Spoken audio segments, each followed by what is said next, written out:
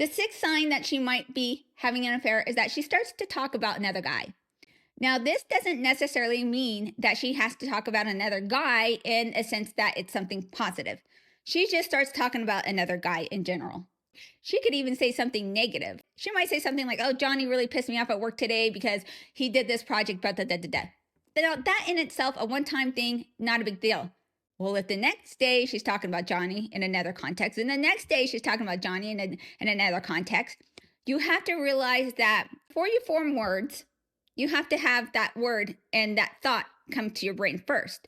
So if a person is talking about somebody a lot, that means they're thinking about them a lot. So if someone's occupying a lot of brain space, and this is not just a female thing, this can actually apply to the men too. They're going to naturally and inadvertently drop their name or bring them into conversations if something reminds them of something, but it's in there. It's going to slip out. And sometimes a woman will say something negative about the man that she's highly attracted to because she's doing this back and forth comparison between them. I remember with Michael being in law enforcement, I remember bringing up law enforcement with my husband at the time. And I was thinking about that because I was thinking, what a great profession it was. And I was subconsciously kind of comparing them and bringing that topic into the discussion. And it was because I was thinking about him.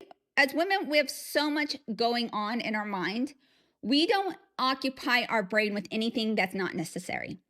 And so if we are not interested in a guy, we are literally not going to talk about him because we're not thinking about him. We got other stuff going on. So if a man is being consistently dropped in the conversation, that's a red flag because she's thinking about him.